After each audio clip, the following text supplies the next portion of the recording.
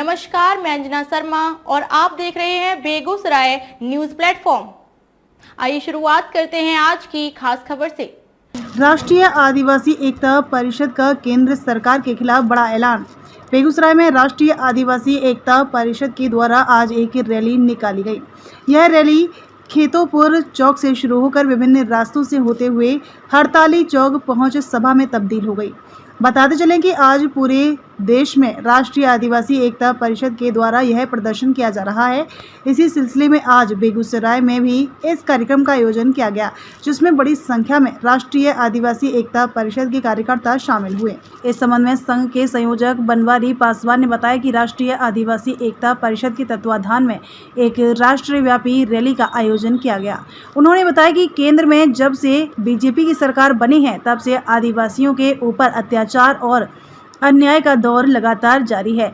उनके मौलिक अधिकारों का हनन हो रहा है। सरकार कानून बनाकर आदिवासियों को खदेड़ने का काम कर रही है। उन्होंने बताया कि आदिवासियों का जल, जंगल और जमीन उनका मौलिक अधिकार है, जिससे आदिवासियों को बेदखल किया जा रहा है।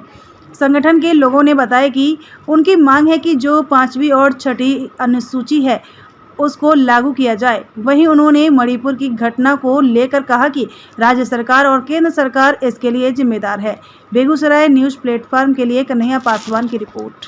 राष्ट्रीय आदिवासी एकता परिषद के तत्वावधान में ये राष्ट्रव्यापी रैली है, क्योंकि आदिवासियों के ऊपर में अत्याचार, अन्याय जो है बड़े पैमाना पर बीजेपी सरकार जब से आई है हो रही है। उसका जो मौलिक अधिकार है उसका हनन हो रहा है और सरकार कानून बना करके आदिवासी को खदेड़ने का काम चल रहा है। जल, जंगल, जमीन जो है उसका मौलिक अधिकार है, उसको बेदखल किया जा रहा है। तो मांग हम लोग ये है कि जो उसका मौलिक अधिकार है 5वीं और 6वीं अनुसूची, वो सरकार है, इसमें केंद्र सरकार जिम्मेदार है, राज्य सरकार भी जिम्मेदार है। इंटरनेट बंद कर दिया गया वहाँ पर, और इससे ताकि कोई भी सूचना बाहर नहीं जा सके, और उस पर मुख्यमंत्री और सरकार सब चुप है, कुछ कार्रवाई नहीं कर रही है। ये बहुत देश के लिए घिनौना है। बनवारी पासवान नाम से संयोजक है। सर, ये जो है हमारा ये आदिवासी एकता परिषद के द्वारा हमारा प्रायोजित कार्यक्रम है, जिसमें हम लोग 6 तारीख को हम लोग मेमोरेंडम दिए थे। उसके बाद 18 तारीख को हम लोग धरना प्रदर्शन किए, और आज जो है 27 तारीख को हम लोग का ये रैली प्रदर्शन प्लस धरना है। ये जो कार्यक्रम हम लोग तय किए और 7 जुलाई को हम लोग भारत बंद करेंगे। ये हमारा जो ऐलान है, प्रायोजित कार्यक्रम जो है, आज आप किसी से अछूता नहीं है कि हमारा जो ब्राह्मणी व्यवस्था का सरकार है, ये ब्राह्मणवादी बीजेपी का सरकार है, जो मिली जुली जो ये कार्यक्रम चला रहा है। पूरे देश आज जल रहा है।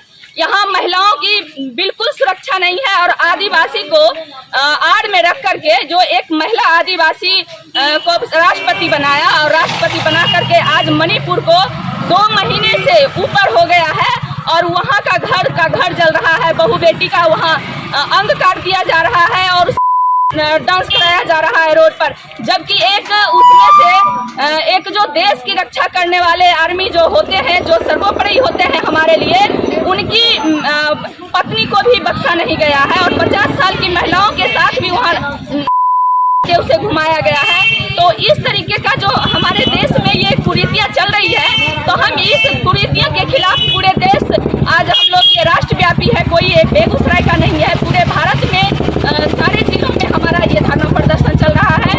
अगर इससे जो ये कानून जो बनाया है, ये कानून को अगर वापस नहीं लेता है, तो हम लोग रोड जाम करेंगे।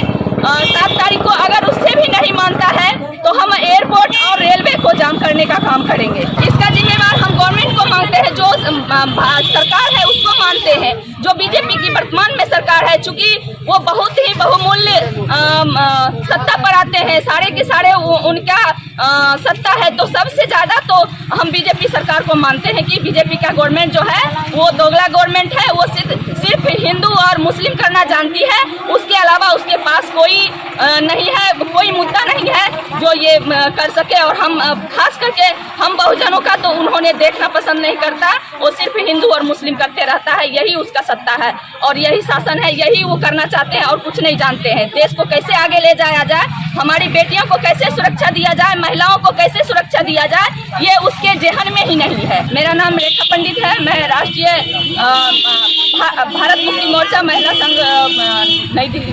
खबरों में अब तक के लिए बस इतना ही। फिर होगी आपसे मुलाकात ऐसी एक खास खबर के साथ। तब तक के लिए नमस्कार और देखते रहिए बेगूसराय न्यूज प्लेटफॉर्म।